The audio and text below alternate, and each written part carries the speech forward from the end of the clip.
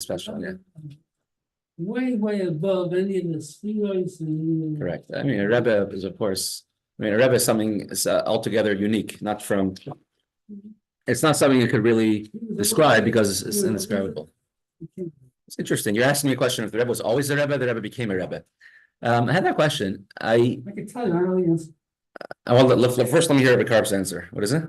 So Rabbi Shmuel Isaac Popak, who I knew very well, Yeah. He always held a very close connection with the Ramash, with the Rebbe before he was enough. Yeah. And after the Friedrich Rebbe was not nostalgic, so he considered him to be the Rebbe right away. Yeah. And he would ask him shilas, the Rebbe would push him away. He would not answer. He did not want to be considered a Rebbe. Finally, his wife was going into labor, Shmuel Isaac, and he asked the Rebbe, please give a bracha. So the Rebbe gave a bracha. It should be easy and fine, a healthy baby. And then he said, after it's finished, come back and tell me, how long did it take? Yeah.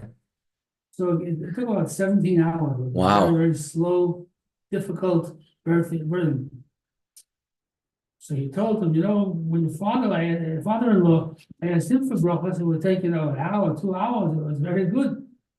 Anyway, the Rebbe just, the next year, after Yud Aleph, Yitzchok, yeah. when the Rebbe was already officially the Rebbe, his wife, he went into labor again, and he went there and he asked for a bracha, and the Rebbe gave him a bracha right away, and he says, come back and tell me how long it took afterwards. Yeah. It took about 19 minutes. Wow.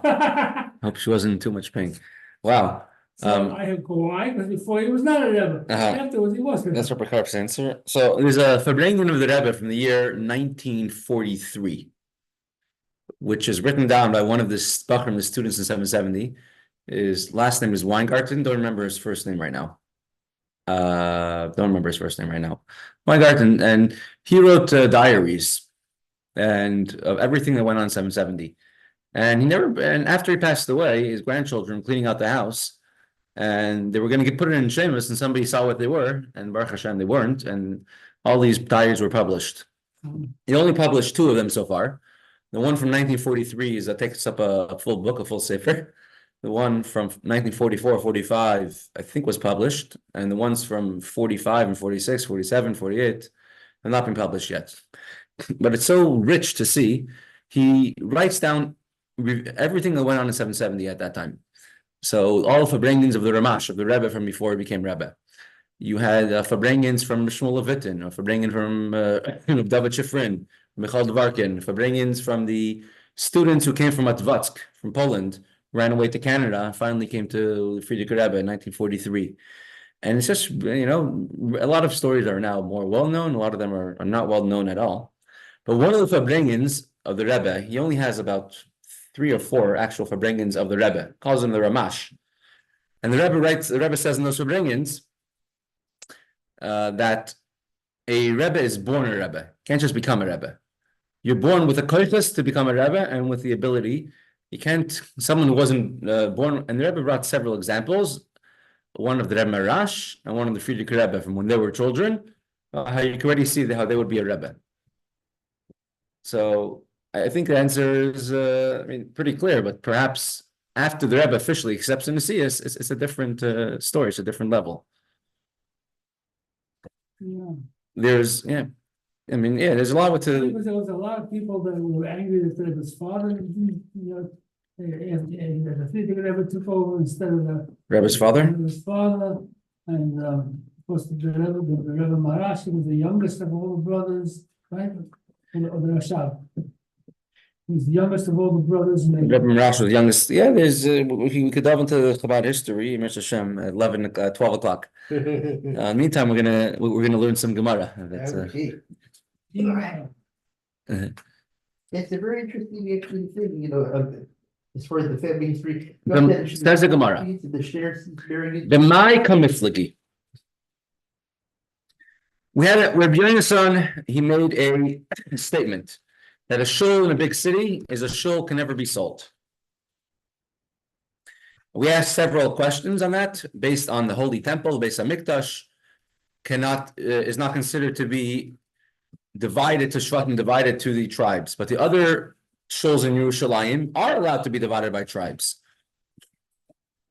means it could be sold. We asked another question. There was a shul which the copper smelters used to have because they smelled so bad, no one else would join them. Smelters, because they smell so good. Maybe that's why they're called smelters, yes. And Rabbi Eliezer bought the shul and he used it for whatever he wanted, not just for a shul, but for his living quarters. So he said these are individual shuls. Then he explains that Rabbi NIssan explains that Rabbi Yehuda says that the Beis Hamikdash cannot become tamei with nigayim, with leprosy, which is literally yesterday's, I think, chumash. Okay, maybe today's chumash also, both of them. I didn't do chumash today yet, but I'm going to put tzeras v'veis Eretz uchazaschem in the land where you're going to live. He says, it was meaning the Beis Hamikdash. So now that we established that according to Rabbi Yehuda, a house in Yerushalayim could become tamei, could become impure with tzeras. Right? Tzeras is, we said, the spot, the green or the red spot on the house, which expands, and if it continues expanding, if it never gets small, even after they replace the bricks, then the house has to be demolished, completely knocked down. Rabbi Yehuda says Beis Hamikdash cannot be demolished, cannot ever become tamei, even if you found all the proper qualifications of tzeras, because it was not divided into shvatim. The Chachamim, the sages, hold that entire Yerushalayim was divided, or not divided according to shvatim, to any individual, because when David HaMelech conquered it, he conquered it for all the Jewish people, not for any individual. The Beis Hamikdash had an additional thing, because it used to be a threshing floor of a Rav Yevusi. David HaMelech bought it from him with big money, full money, and he collected money from all 12 shvatim. It's very unique.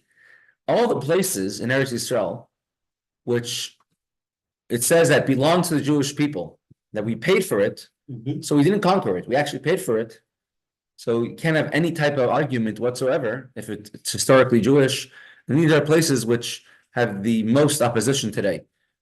Hebron.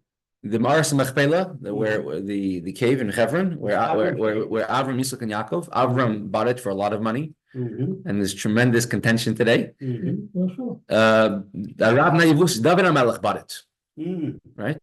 David HaMelech bought the place of the Beis Hamikdash, as a Temple Mount, as Islamic Waqf, what they say. Yeah. And the place where Rachel is buried. But my question is, Avram actually bought, but actually the cave of Machpelah. Right. Did he specify that only the Jews can remember Yeshua was also? No, it says the cave underneath and the field on top, which is Maras Machpelah built.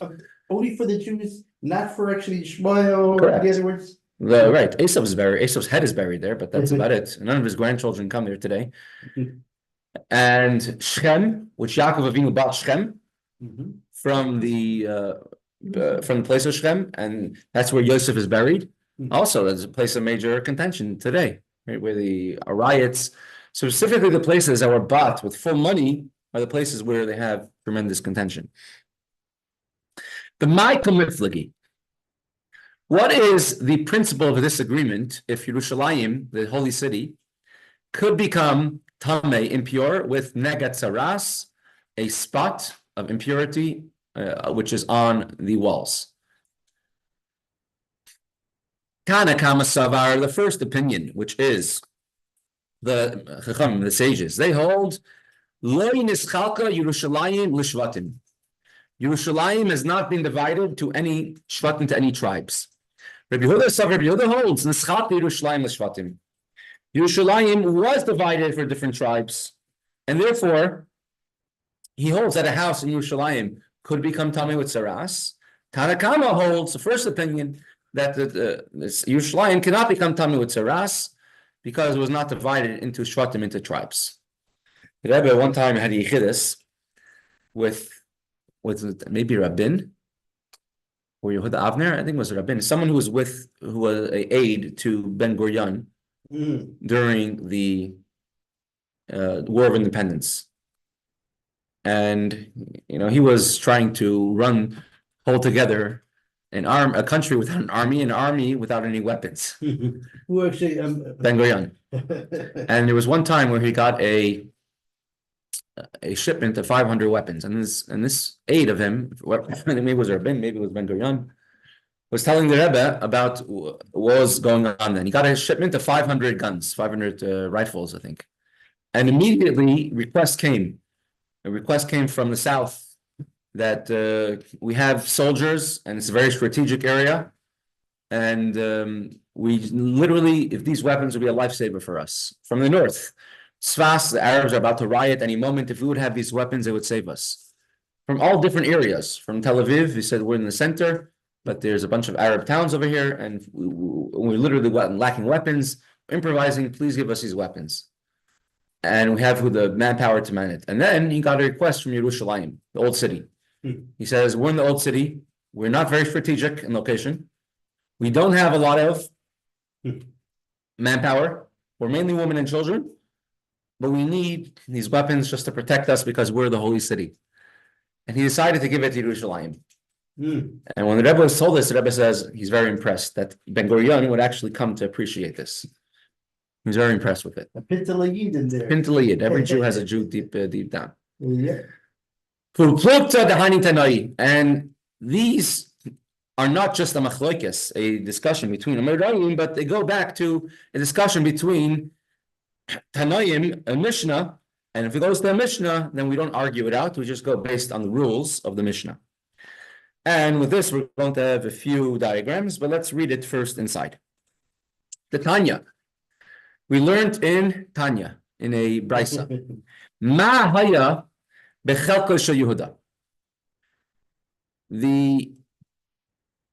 This is the Holy Land. This is a map of the Beis Hamikdash, the Mizbeach. Here is a general outline of the entire Beis Hamikdash, just from a bird's eye view, without any particular. The only keli, the only vessel we're really showing in big is the Mizbeach, the altar. Yerushalayim was really in the portion, if I don't have it on the screen, but Yerushalayim itself is in the portion of Yehuda. Judah, right? Right outside Yerushalayim is called the Harei Yehuda, the mountain, the Judean mountains. Binyamin, he was the only one of the brothers of Yosef who was not involved in the sale of Yosef.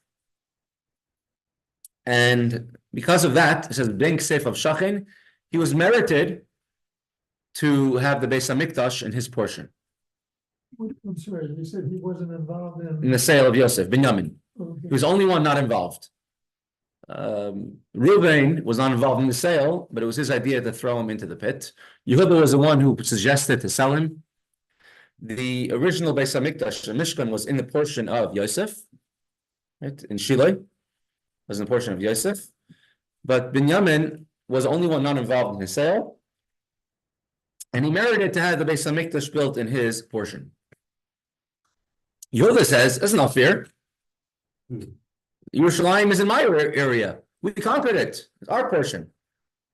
So they made a pshara. They made a compromise. And here you look at the Mizbeach. Here's a bird's eye view of the Mizbeach. Mizbeach has what's called the Yesod. Yesod means a foundation. On two sides of the Mizbeach, you had jutting out across the entire side a foundation. See, this is called the Yesod. On two sides, you do not have one. The Mizbeach is the main, most important aspect of the Beis Hamikdash. It was built for a place to bring korbanos, to bring sacrifices. We also put the Holy of Holies in there. So the Beis Hamikdash was in the portion of Yehuda. The Mizbeach, Yehuda's portion, went in a funny shape.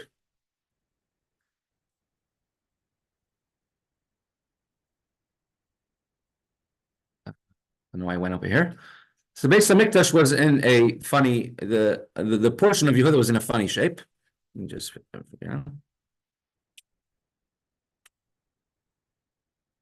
The Mizbeach.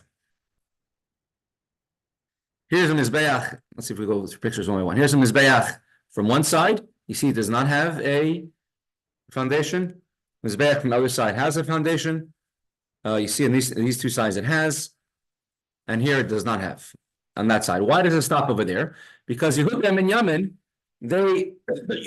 Yehuda's portion went and it jutted out to right in front of the Mizbeach. It was on two sides, and those two sides did not have a foundation because the Yesod is one of the most important parts of the Mizbeach.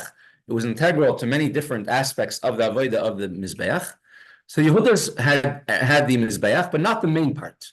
The main part, which was the Yesod of Mizbeach, belonged to Binyamin, the other two sides, which had the Yesod. And in addition to that, that's just the base of Mizbeach, the Mizbeach in its stages. And in addition to that, the rest of the Mizbeach, the rest of the Beis Hamikdash, the Holy of Holies, was all in the portion of Binyamin. Right, so the main holiest part of the Beis Hamikdash, and the most integral part, was in the portion of Binyamin, and the rest of it was in the portion of Yehuda.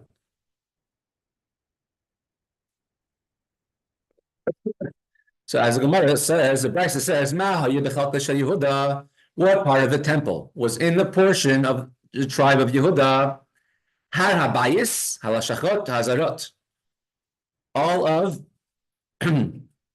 these areas, the outer areas of the Beis Hamikdash, which is the courtyards, the lishkas, the chambers of different things, all the outer parts of the Beis Hamikdash, the entire Temple Mount, outside of the holy areas.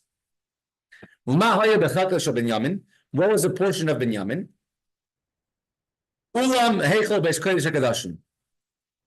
The entrance hall of the Holy of Holies. So, here,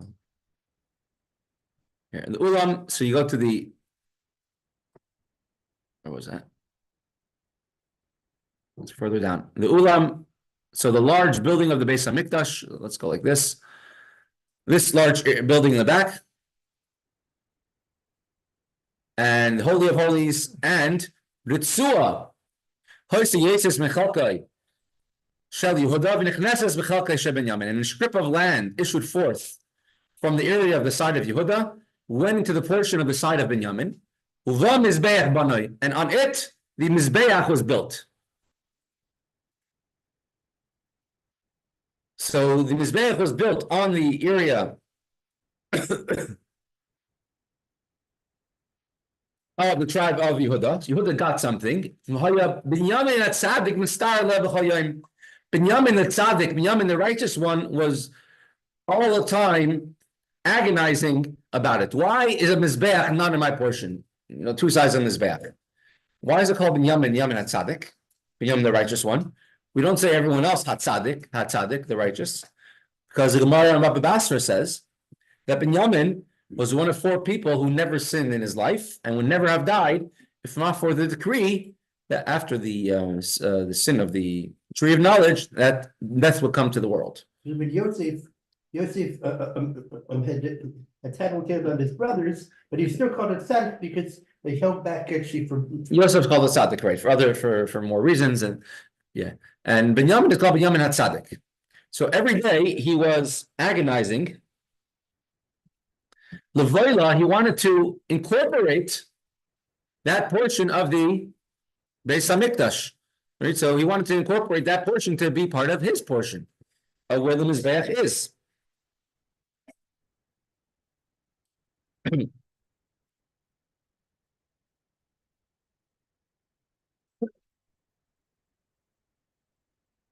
And since with Ruach HaKodesh, with prophecy, he saw what was in the future.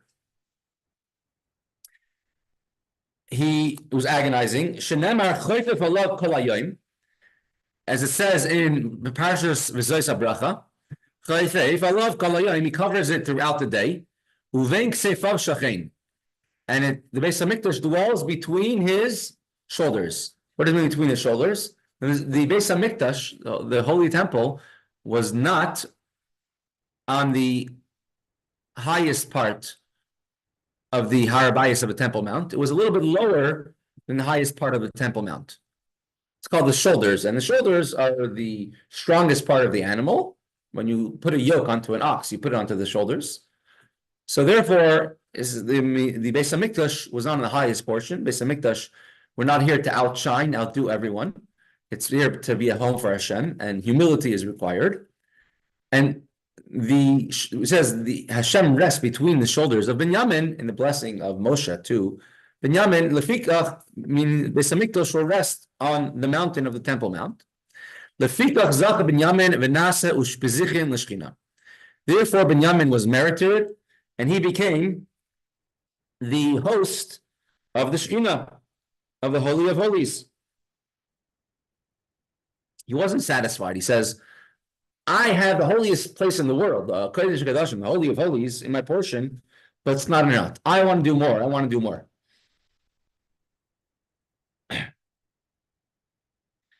So what was in the portion of Binyamin, we said, was just the Yesod, right? Just those two sides of the Mizbeach, which had a Yesod, which had the main part.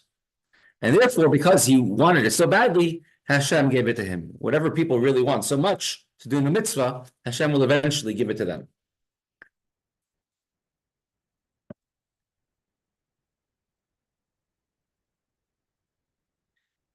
The Medrash says more about this. He gives a mashal. There was a king who used to visit his children from time to time. And the king loved his youngest son more than anybody else. So the youngest son was always embarrassed, bashful. He's getting so much attention more than anybody else. And he was always like shy and feeling inadequate in front of his father. So the father turns to all the other sons and he says, you see my youngest son, who's so bashful, who's so doesn't hold himself so great? I want you to know that I'm not going to stay by any of you. I'm going to only stay by the youngest one. And so Hashem told to Binyamin, my food, which is a karbanis, will only be in your portion. Another thing is, there's a law in the U.S. that a president can only be a president if he's born on American soil or an American embassy.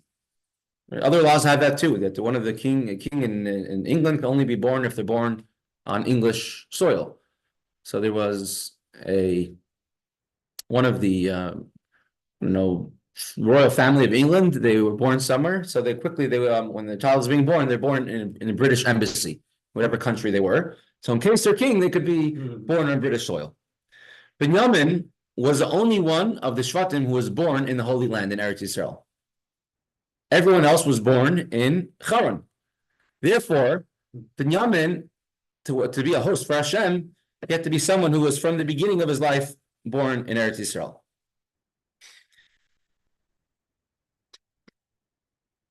Hashem also said, I want when the Jewish people daven, I should be filled with mercy on them. And Binyamin showed mercy to his brothers. He was never involved in his brother's sale. Binyamin was the only son of Yosef from his mother and his father. And being a full sibling, sharing mother as well, he had much more of an affinity than just a brother who was a brother only from a father. If you look at people, look at Muhammad had many children from different mothers. I don't know how well they get along today. The Sunnis and the Shiites. So Hashem said, because of these reasons, I'm going to only stay among Binyamin.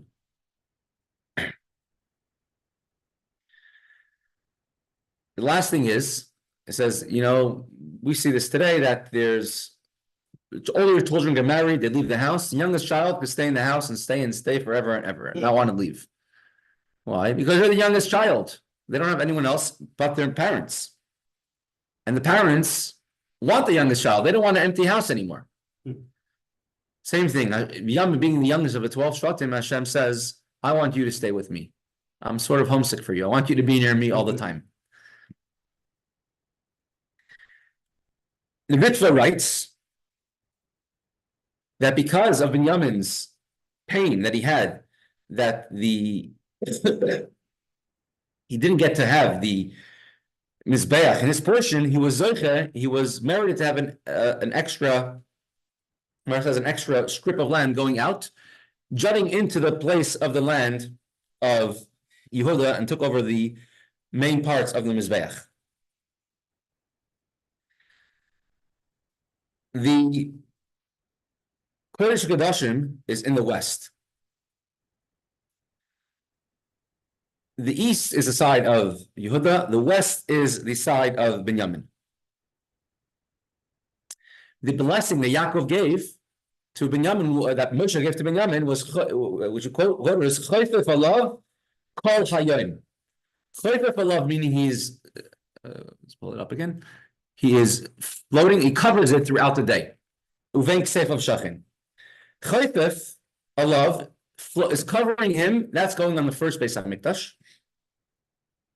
Kol Hayom is going on the second Beis Hamikdash the entire day, because not just in the times when Hashem was revealed, that's Chayfef, covering, but even when Hashem wasn't revealed, Kol Hayom, we just had a Beis Hamikdash, that's going on the second Beis Hamikdash. And the last words, Uvenk Seif of Shachin, Hashem dwells among his shoulders, is going on the third Beis Hamikdash. That also will be built in the portion of Binyamin. The Ishbitzer Rebbe, we brought from him before, the Meir Shilech, he adds on over here that we see from here that if anybody really wants something very strongly of Kedusha, something holy, something good, Hashem will give it to them.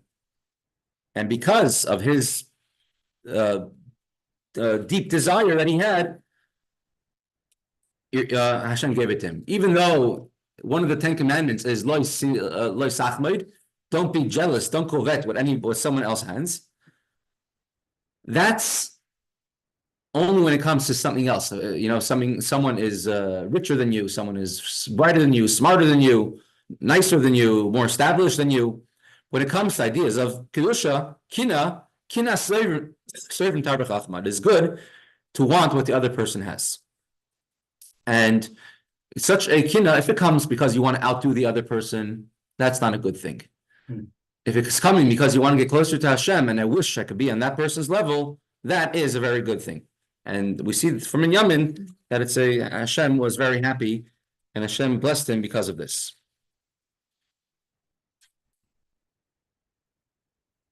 The High Tanasab, our other opinion holds, Tanakama holds that Yerushalayim was not divided according to tribes. The Tanya, for we learned, Ein maskirim batim b'Yerushalayim v'ne'she'ein shalahen. You're not allowed to rent out houses in Yerushalayim because they don't belong to you. We went through this 2 days ago. You can rent out a house in Yerushalayim nowadays. If you own property in Yerushalayim, and hopefully all of you will, if you do, you're allowed to rent it out. Because now we don't have a Sanhedrin, and Eretz Yisrael is not divided according to tribes, according to Shvatim. Now you could rent it out, correct. It's interesting. There was somebody I met in Yerushalayim. He was one of the members of the choir of the great synagogue, and I was speaking with him, and he said he's being evicted. He has to move from his house. I said, why? He says, because it's very common in Eretz Yisrael, in Israel, and maybe Yossi could tell me more about this. They have rentals or sales for 100 years, 101 years. And the place where he was living, 101-year term was just finishing, and now it's going back to the original owners, reverting to the original people. So can you imagine 101-year lease, 101-year? Like Hong Kong. So yeah, a lot of communist countries have that. You can rent a building for the government for 50 years, and you build it yourself. There's a Chabad house in California, which the people who sold the building sold it for 100 years. They didn't sell it to the Chabad house in perpetuity. It's a beautiful Chabad house there. It's in Thousand Oaks, but it was sold for a 100-year lease. They're a public school in Borough Park, which is not being used anymore as a public school, because Borough Park at this point is almost exclusively, Baruch Hashem, religious children. They wanted to, so a local cheder wanted to buy it, but they said we can't sell city property, and they gave a 100-year lease. So it's rental. Right. So that's common today. Today you are allowed to rent out areas in Yerushalayim. But during the times of the Beis Hamikdash, if you owned a house, you cannot rent out a place in Yerushalayim. Because it doesn't belong to you. It belongs to the entire collective Jewish nation. So what they ended up doing in the times of the second Beis Hamikdash was they could rent out a bed. If I had beds, I could rent it out. The bed belongs to me. because people are not want to welcome guests. And imagine you're living in Yerushalayim, someone knocks on your door and says, "Hello, I want to stay here. House belongs to me." So during the later times, they would be allowed to rent out beds. Rabbi Lezer bet Tzadok Omer, afle mitos, you can't even rent out a bed. The fikach Eretz kachim balu shpischin noitel eisem Israel. So how would they get paid? So the people who would bring hides, karbanos, an animal had a hide, they would take it from the people who were bringing the carbon, take it by force as their payment. By force? Yeah, they would take it by force because they would be using in their beds. So Rabbi Lezer, Rabbi Tzadok holds that you can't even rent out a property, like a place. You can't even have an inn in Yerushalayim, and it would be sort of like a deal. How you could have they'd have to find a way to sort of take money. You wouldn't charge them, but you would take it by force.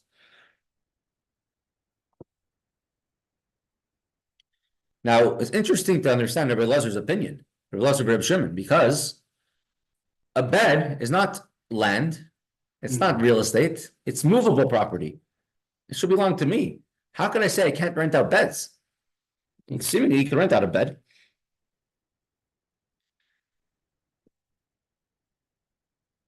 So the Kovetz Shiurim, you know what that is? Chaim Wasserman? Oh, yeah. Yeah, Chaim Wasserman. Chaim Wasserman was a tremendous Talmid Chacham. He was killed in Baranovich. He was killed it's called the Miftzar HaRavi'i, the fourth fort. There are 4 forts around the city of Kovna, and they took many Jews and killed them there. He was killed there with them as well. The Kovetz Shiurim, he wrote the Sefer Kovetz Shiurim. He's a tremendous Torah scholar. He wouldn't leave his yeshiva behind. He wouldn't leave Baranovich. He had a visa to go to England, and he could have escaped in time. He wouldn't take it until taking care of his yeshiva. Only after the yeshiva was disbanded, he ran away, went to Kovna, and then he ended up getting unfortunately killed over there. He gave shiurim in the ideas of Kiddush Hashem, explaining the kavanah you have to have, the brachas you have to have, was written down. I think it's recovered, the shiurim that he gave. Rabbi Chaim Wasserman, his son, Rabbi Simcha Wasserman, opened the yeshiva in California. It was called Ur Elchanan. Later on, he moved to his yeshiva to Eretz Yisrael. Chabad bought the yeshiva. Yeah, Rabbi Simcha Wasserman. So it's called Ur Elchanan Chabad. And the condition was, he sold it for very, very inexpensive to yeshiva, Chabad yeshiva. But you always have to use a building. You can't move out of the building. The building always has to be a yeshiva. Which happened when the neighborhood moved, as we're learning in our Gemara, neighborhoods move, they moved the entire building. They took apart the building, put it on the trucks, and moved it 6 or 8 blocks up the road to where the yeshiva is today. But the building itself has to be always a yeshiva. So he holds. It sounds like they gave the hides the notes. The note says the hides have been sacrificed. Right. So they would have to give like a voucher or something that I can't pay you now for the bed, but I'll bring the hide later. Correct. Yeah, it was sort of like a voucher. Correct. Correct. But what was it says lesser hides. None of the notes. The hides, a small animal or? the lesser hides, the larger hides would go to the Kohanim of the shift. Say of the cows, they'll go to the Kohanim of the shift because they would they would take it as their reward. Now later on they were allowed to take so what Rabbi Chaim Wasserman writes is that the people were later on allowed to charge for the beds. And he says people would be unscrupulous and would start charging for the own houses. And they would say like this: listen, I can't charge for the ground, but the bricks are mine, the wood is mine, the roof is mine, right? Once you start making those differences, you're going to come to eventually charge for the house. So therefore they said, don't pay them for that. Pay them with the skin with the hides of the karbanos. And it wasn't, he said, necessarily enforced, but it was like a proper thing to do to leave the hides to the owners in order that they should want to host people again in the future. It's worthy to do it, but he says it wouldn't actually force people to do it by force. Do they have a place in the area there where they process those hides? Yerushalayim, I'm It's sure. a pretty smelly, rough job. Yeah, You don't know. They have to process them somewhere close by, clean. I was in a city in Israel called Nachlas Har-Chabad, Nikirat Malachi, but they have a neighborhood called Nachlas Har-Chabad. So I was in the morning, early in the morning, I don't know, let's say 6 a.m. I was on the porch of that house, or high up in a building, and the whole place smells like a chicken farm. So I asked what it is. I said there's a large kibbutz with a lot of farming right next to us, and depending what way the wind blows, that's the way it smells in the morning. On the other side is like a factory where they make, I don't know, something else, copper, I don't know, they make something in the factory, and if it blows from that direction, it smells like a furnace. If it blows from that direction, it smells like a farm. Depending what direction the wind blows, that's the way it smells that day. Pittsburgh itself also used to smell, right? Very much. Like fertilizer? Yeah, fertilizer. For the chicken? What time is it? 11:52. Well, let's chaperein. Today's a very special day. It's the first of NIssan. Let's chaperein a few halachas of NIssan, and if I'm going to talk about it this year, I'll make it already a minhag. Today is, according to one opinion, according to Rabbi Eliezer, according to Rabbi Yeshua, this is a day that Adam, the first man, was created. Today should be Rosh Hashanah, first of NIssan. Chassidus explains how that was done in a way of koyach, in a potential type of way. Today is called the day which Natal Asara Ataris took 10 crowns. Today is the first day of the Karban Nachshon, and should say of the 12 tribes, of the 12 leaders of all the Nasiim bringing their Karban. It's a minute to say the Nasi. Today, every day to remember to say the Nasi of the day, with the Yiratzin after. Tonight, Bais NIssan, is the Yartzeit of the Rebbe Rashab. Tonight you're saying. Tonight, Bais NIssan, yeah. 2nd of NIssan. He passed away in the year 1920. I'm just going to bring up one little thing. So this is my, I guess, my namesake. This is what I guess personally connected to me. So I'll bring up a story connected to Rosh Chodesh NIssan. Today is 104th Yartzeit of the Chassid of Rabbi Chaim Shner Zalman Itkin. My father's father, who passed away very young at the age of 36. That happens to be the same age I am right now, actually. Could people light a yahrzeit candle for the Rebbe Rashab's? Yartzeit, yeah, definitely could.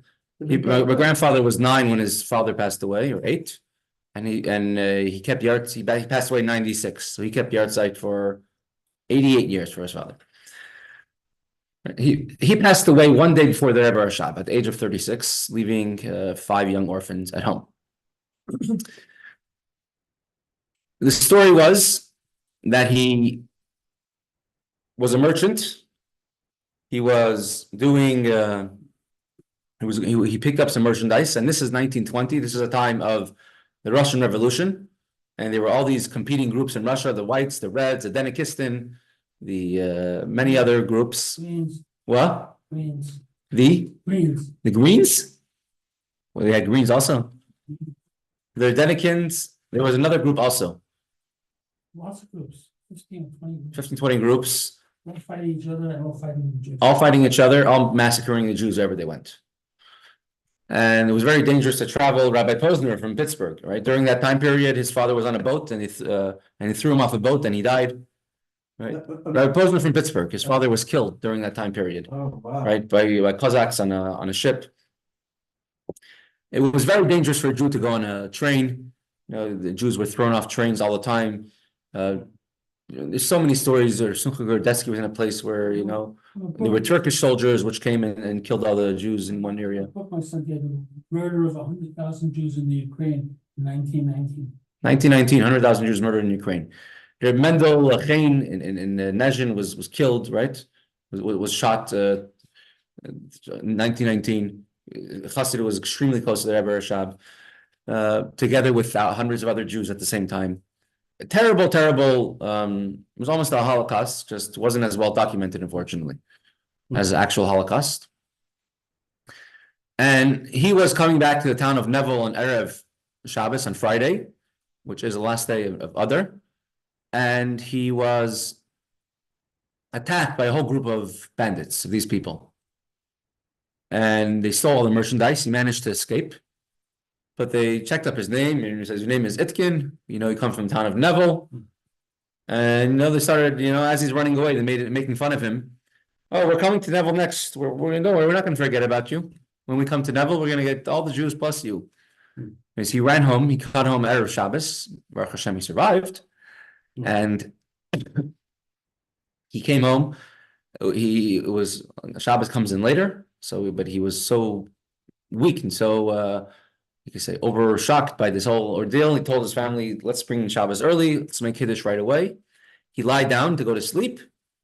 And he didn't wake up. He passed away that night in his sleep. And who's this kid? His name was Chaim Shner Zalman Itkin. And he was your Father's father's father. father's father. Okay. And he passed away that Friday night, which was Shabbos. What? Great.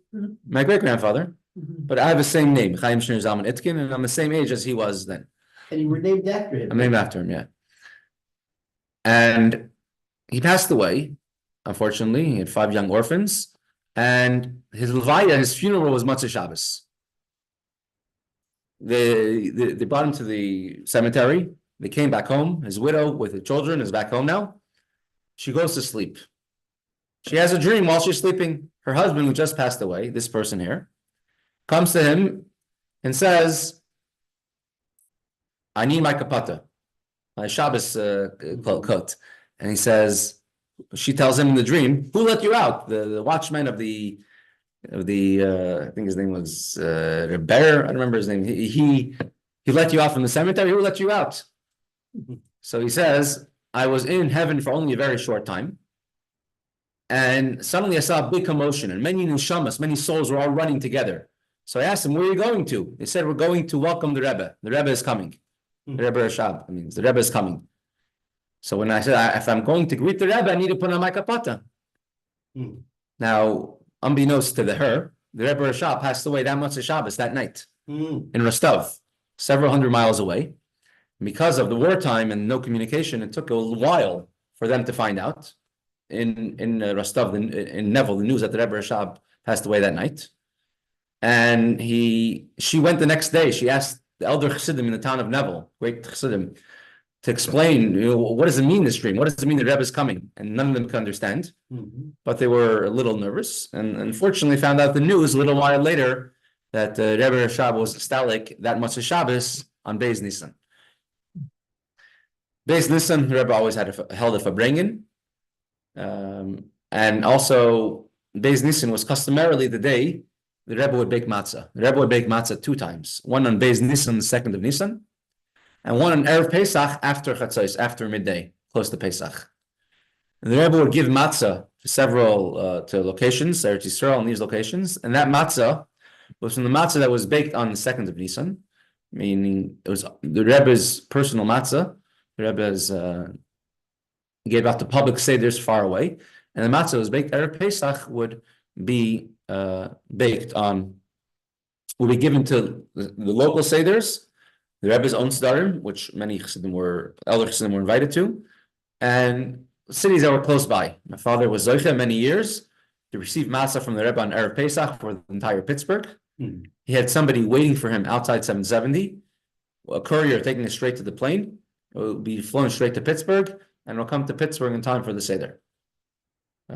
People would have afikoimen, they would all go to Rabbi Ephraim Rosemoon's house, or sometimes the Green's house, and they would divide the matzah, the Rebbe's matzah for the entire city. They divide it over here. already the first night. All the way Right. to Pittsburgh, Matzah was baked Erev Pesach after Chatzos. and then you, wow. It's very special to get that matzah. You Mhm. can't clean. Everything used then has to be burnt. All the papers, everything, because it'll become chametz I mean, Erev Pesach, after Chatzos, after midday. but how does it go all the way from New York to Pittsburgh so fast? With a plane, with a courier. They spend the. So today is Bais NIssan. Faster than Amazon. Oh yeah, faster than Amazon. No, so it's a very special day. It's Bais NIssan, and being today's Rosh Chodesh NIssan, it's a very opportune, special day. It says 10 crowns were given this day, and so Mela automatically everyone should say either bring tonight and take advantage of the special days. One more thing, done this in previous years. If anybody knows somebody in Pittsburgh that they could give matzah to, shmura matzah, or not otherwise have shmura matzah, I'll be very happy to provide. I have 120 boxes of 3 matzahs each to give out to community members, to give out to other people who do not have matzah. So I'll be very happy to provide. So shukayach.